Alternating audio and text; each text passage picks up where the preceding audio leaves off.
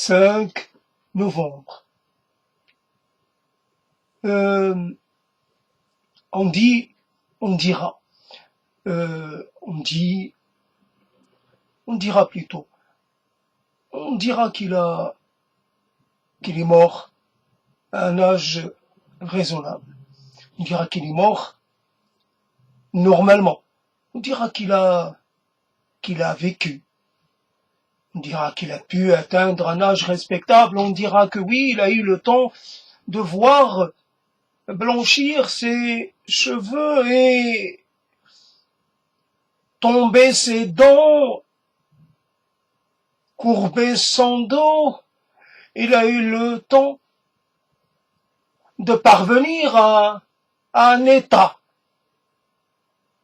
d'acceptation. Il a eu le temps de se préparer, il a eu le temps. On dira, oui, on dira.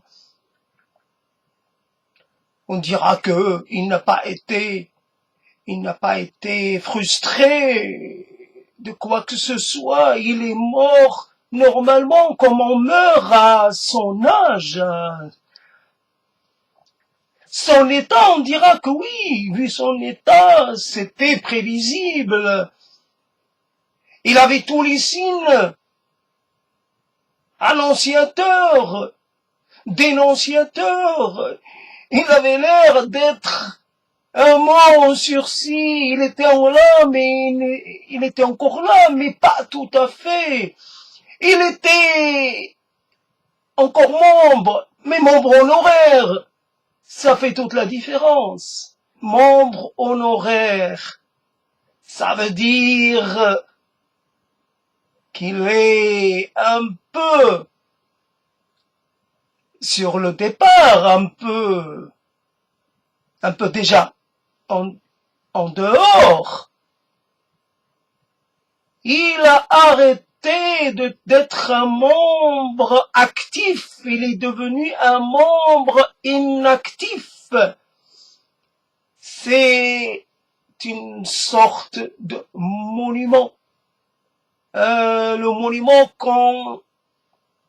monument un être à qui on a fait un monument, un mort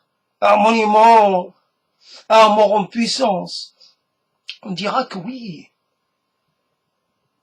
C'est la loi fondamentale, la loi qui régit tout, qui fait que certains restent un peu plus longtemps, que d'autres partent. Il y a toujours des exceptions à la règle, mais la règle n'est jamais infirmée. La règle est le fondement. La règle est le maître étalon. On dira que oui. C'était un être extraordinaire, c'était un être brillant, c'était un être fabuleux. Ah, fabuleux, oui. Mais vers la fin, il avait l'air d'être un peu au ciel, un peu déjà parti. Il avait l'air de pas être avec nous. Eh bien, on dira qu'il avait commencé à dérailler. Mais c'est normal, c'est l'âge qui veut ça, dérailler un peu. Et quelque chose s'était arrêté, quelque chose tournait en boucle, on dira. On dit aujourd'hui. Et aujourd'hui on dit oui, tu dois être satisfait. On dit avant, on dira. Aujourd'hui on dit que là où tu es, tu dois être reconnaissant. Tu dois faire la part des choses. Oh, la monstruosité que c'est. Tu dois faire la part des choses. Il ne faut jamais trop demander, il ne faut jamais être trop exigeant. Il faut savoir rester à sa place. On dit cela et on le répète. à foison. On le répète. On dit, reste modeste. Sache te contenter de ce que tu as. Car l'important n'est pas dans la quantité ni dans la fréquence, l'important est dans l'essence des choses. Alors mange, mais alors goûte, alors regarde, mais ne touche pas, regarde, mais ne consomme pas, regarde, mais ne t'approche pas, regarde nos femmes, regarde nos mets, regarde nos maisons, regarde nous, tu peux regarder, mais tu peux pas faire plus. Regarde, pense ce que tu veux, mais garde-le pour toi. Ne viens pas t'immiscer dans notre périmètre.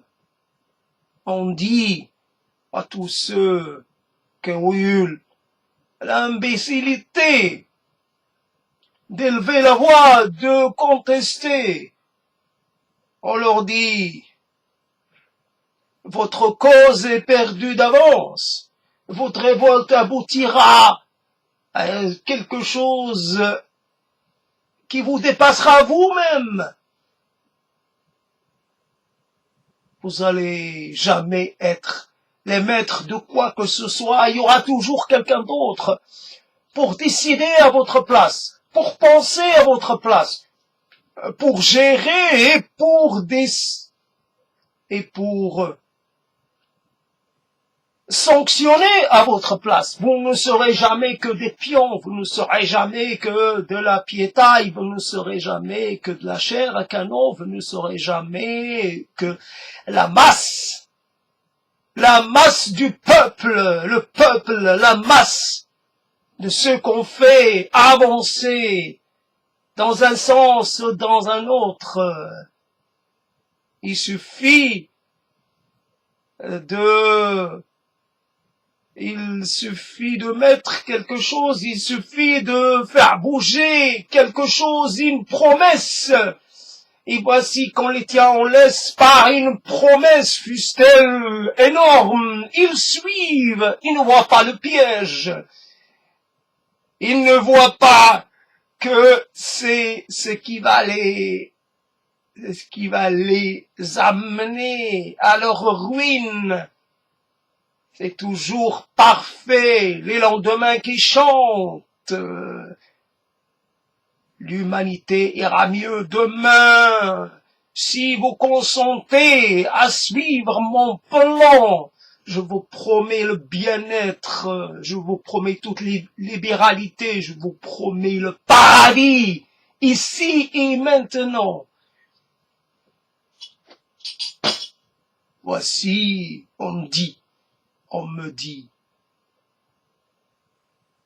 t'es quelqu'un qui ouvre sa gueule, qui conteste les autorités, qui ose se mesurer aux puissances, t'oses parler de Dieu, mais tu es qui pour oser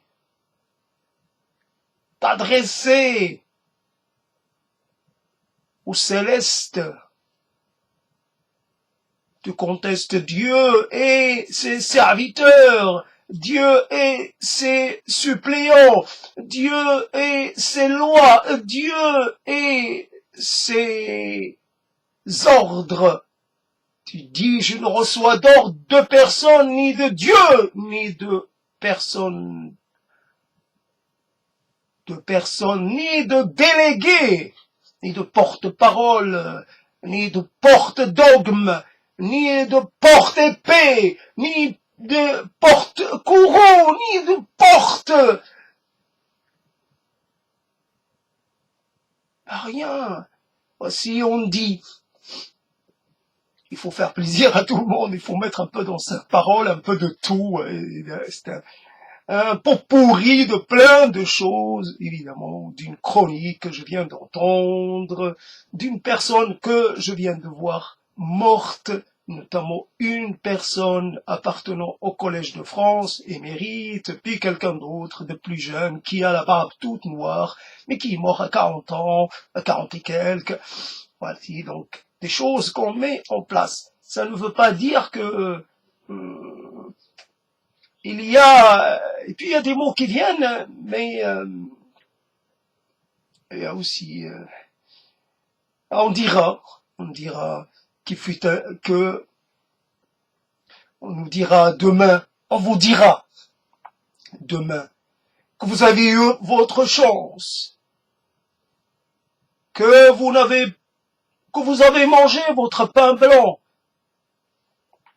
que maintenant il est venu le temps, il est venu le temps de la décroissance, il est venu le temps de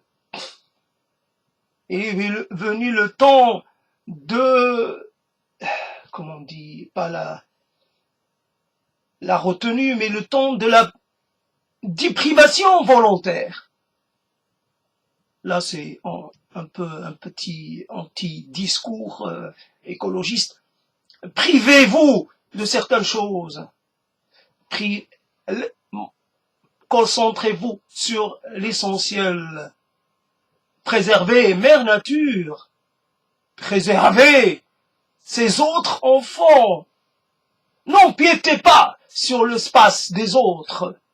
Sachez vous contenter de ce à quoi vous avez droit légitimement, mais pas plus.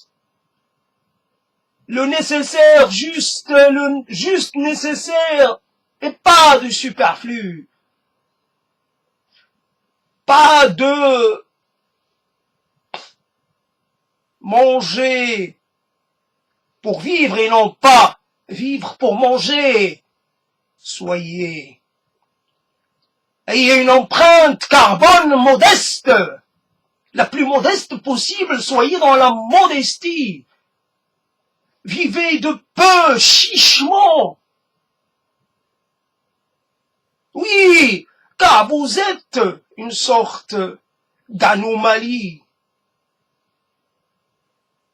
Vous promenez, vous êtes toujours marqué par le péché originel, celui d'appartenir à la race, à l'espèce prédatrice, à la plus, comment dire, l'espèce la plus destructrice. Vous êtes et vous êtes et vous êtes et vous êtes et vous devriez être moins, beaucoup moins. Réduisez votre empreinte, réduisez votre nombre. Tuez vos enfants, tuez vous-même. N'ayez plus de progéniture. N'ayez plus de moins vous êtes, mieux la terre se portera.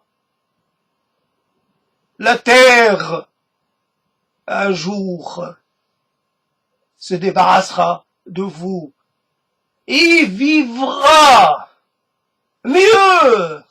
Elle pourra se purifier, se régénérer. Nous serions devenus les êtres qui, en péchant la nature, la terre, le vivant, de connaître le destin auquel il avait droit, nous serions des sortes d'infanticideurs du destin des autres. Nous interrompons la destinée de milliards d'êtres vivants. On nous dira vous avez vu les signes annonciateurs, et vous n'avez pas su agir comme il fallait, anticiper la catastrophe. On nous parle de la catastrophe actuelle et de la catastrophe à venir, et comme pour d'autres, Dieu vous punira, ou à défaut de Dieu, quelqu'un d'autre se chargera de l'affaire. Alors, pénitence, alors les pénitents verts, les pénitents, il y a eu les pénitents blancs, les pénitents gris, ou les pénitents noirs, ou les pénitents, je ne sais quoi, marron, et il faut des pénitents verts. Voilà la fin de cette posture un peu particulière. C'est pas la fin, hein. On nous dira qu'il a fallu longtemps pour bâtir cette terre, mais que nous l'avons épuisée si rapidement. Oui, c'est vrai. On nous dira ce que nous n'avons pas envie d'entendre. On mettra les choses devant nous. La feuille de compte.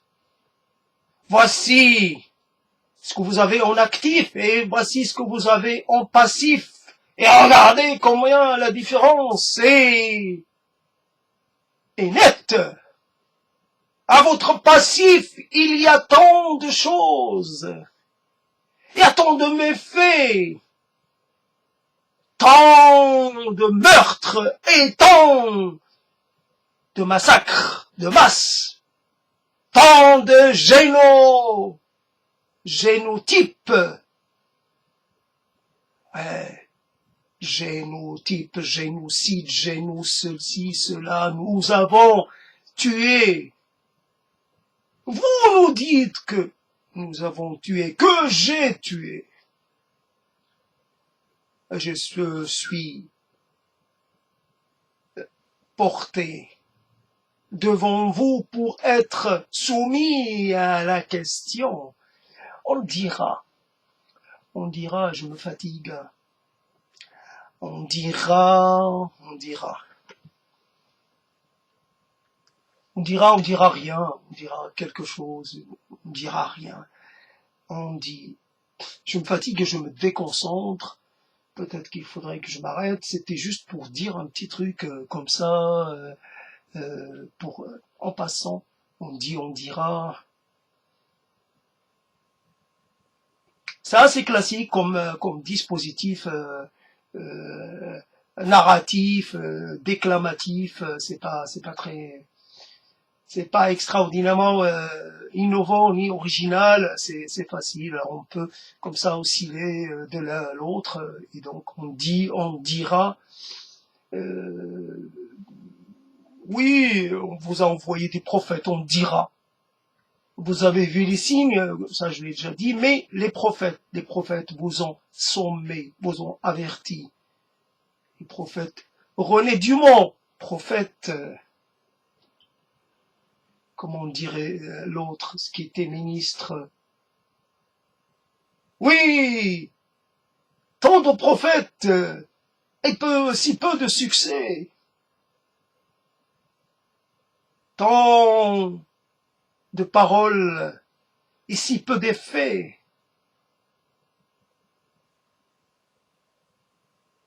Il y a là toutes les caractéristiques de l'égarement, toutes les caractéristiques de l'aveuglement. On me dira à moi tout seul, on me dira avec douceur, on me dit, mais pourquoi tant de choses? Pourquoi tant de malheur? Pourquoi tant de haine? Pourquoi tant de souffrance? Pourquoi tant de dépit? Pourquoi tant de mésentente? Pourquoi tant de désaccord? Pourquoi tant de confusion? Pourquoi tant d'illusions? Pourquoi tant de réveils douloureux? Pourquoi tant d'instants pénibles? Pourquoi tant de matins qu'on laisse filer sans avoir envie de les retenir? Il faut que ça s'en aille, il faut que ça parte, il faut que il faut que ça disparaisse, il faut que ça s'anéantisse. Les projets d'anéantissement de soi et des autres pullulent, foisonnent à chaque souffle. Je veux disparaître dans un éclair, dans une sorte de mouvement, un mouvement sans, je veux disparaître, mais sans souffrir. Hommage à l'être qui s'est cramé tout seul. Partout, il y a des êtres qui ont décidé de devenir des torches humaines. Hommage à celui qui l'a fait aujourd'hui ou hier, je sais plus, au Liban. Hommage à celui qui l'a fait ici à Toulouse, à cet Irakien venu mourir de cette façon, rue des Potiers, vraiment dans une rue vide, pas de foule, personne pour l'enregistrer, personne pour témoigner. Il est mort 2 fois seul, 2 fois anonyme, 2 fois misérable. Alors on dit avec affection, peut-être avec affectation, je te pose ma main sur ton épaule, mais je ne sais quoi faire d'autre. Je ne saurais rien faire d'autre. Je pose ma main comme je pose ma main sur mon épaule, ça me fait rien. Et comme ce pathétique image de l'embrassade de soi-même. Pouvez-vous imaginer que le fait de s'embrasser puisse faire quelque chose à soi? Pouvez-vous imaginer cela? Quand cela se produit, quand l'effet est inexistant, quand des êtres vous embrassent et que vous ne ressentez rien, c'est un autre qui vous ouvre les bras et pourtant, ça ne vous fait rien. Alors imaginons que vous fassiez ça à vous-même, il n'y a rien. J'ai le contact de ma chair et à travers ma chair, je tâte mes os et rien de plus. Ça ne me dit rien, ma chair ne me parle pas. Quoi que je fasse, quelle que soit la façon que j'ai de la toucher, ma chair est morte à mon toucher, à ma sensibilité, à ma chair. Pour moi, c'est un vieux camarade, c'est une vieille connaissance. Elle a cessé de me parler, ou alors elle me parle par intermittence. Elle me dit pas grand-chose. C'est vrai, même si elle a envie de me dire, je saurais pas l'écouter. On me dit,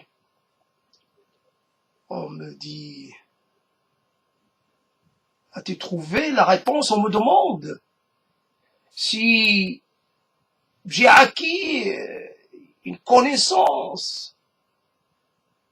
C'est vrai. On peut me demander si dans tout cela, j'ai quelque chose à dire. Ah, moi je dirais, j'ai rien à dire, justement. La faute impardonnable que je pourrais commettre, c'est de penser que j'ai quelque chose à dire. Je peux témoigner à mon niveau, à ma façon, rien de plus. C'est vrai que je semble irrespectueux vis-à-vis de certaines choses que d'autres respectent à longueur de journée, à longueur de temps. Moi, il me semble être un peu dans une position d'irrespect fondamental, irrespect vis-à-vis des grands, vis-à-vis des pères, vis-à-vis des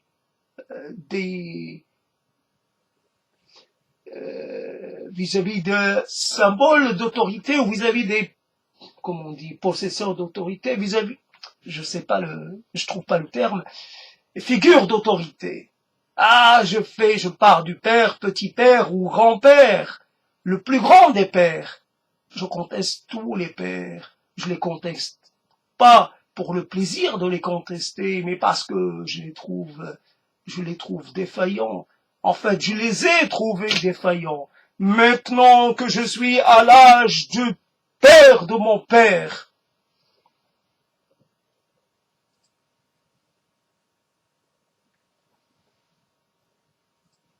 à un âge canonique, bientôt 60 ans, alors je pourrais être le père du père d'un homme de 20 ans, d'une fille de 18 ans, je pourrais. Et à moi, on pourrait évidemment à mon tour d'être contesté, à mon tour d'être remis en cause, à mon tour d'être dé, comment dire, désacralisé, démis de mes fonctions, démis de,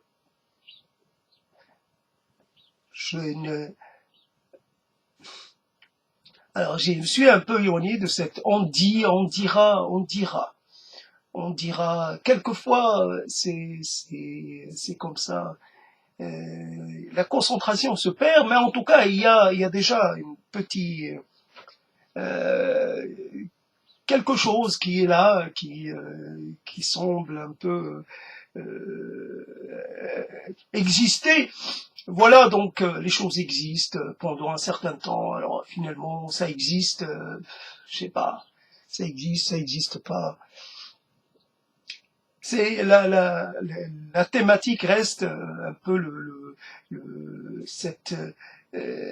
cette balance entre on dira, donc quelque part un jeu sur la temporalité et en fait ça peut se confondre. On dira, c'est pas totalement séparé.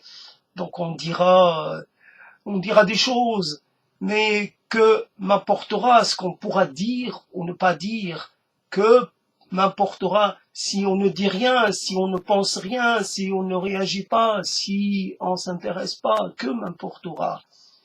Que m'importe aujourd'hui si on dit de moi ce qu'on pourrait dire, ou si on ne dit rien, ou si on ne pense rien, ou si on ne prend même pas conscience que j'existe, moi j'existe, je ne sais pas ce que cela veut dire. On dit cela.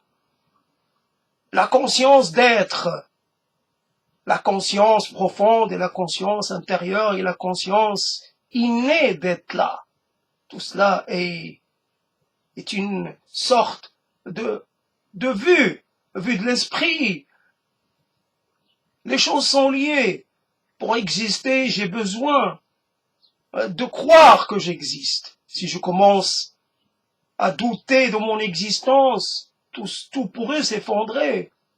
Mon existence est basée sur une sorte d'ignorance, une sorte d'occultation de quelque chose à laquelle j'ai rarement accès. J'occulte une perception. perception d'une sorte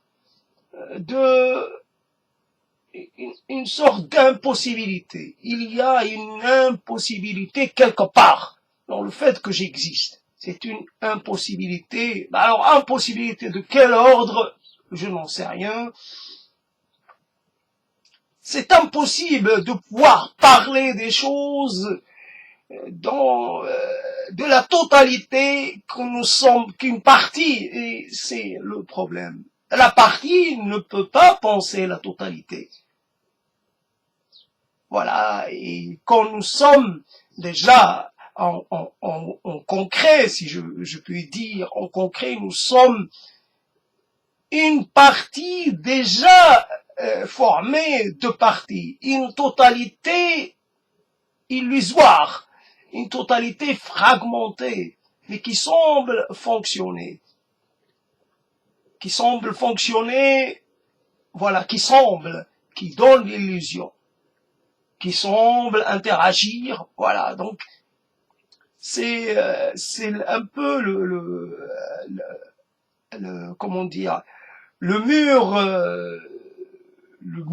devant lequel finalement sur lequel on bute à chaque fois. Il n'y a pas d'autre possible, il n'y a rien que nous puissions voir. Le mur est opaque, le mur est infini. Voilà. Donc la cour de récré est grande, mais à la fin elle est quand même fermée, elle est quand même entourée de murs. Alors on peut s'y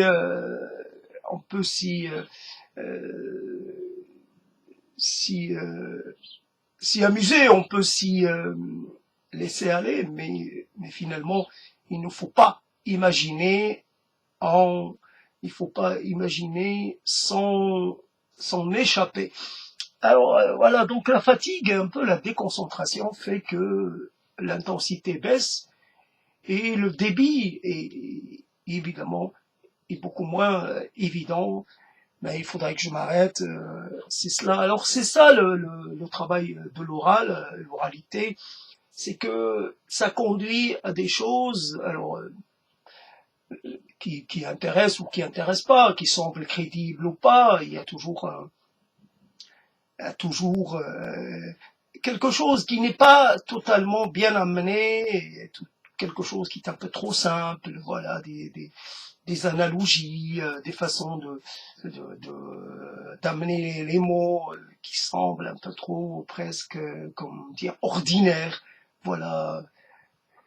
Et on peut pas, c'est un peu côtoyer l'ordinaire le plus longtemps possible pour espérer un jour accéder à la dimension de l'extraordinaire, du merveilleux, à la dimension du singulier, à la dimension de l'unique. Voilà, c'est ça. Après,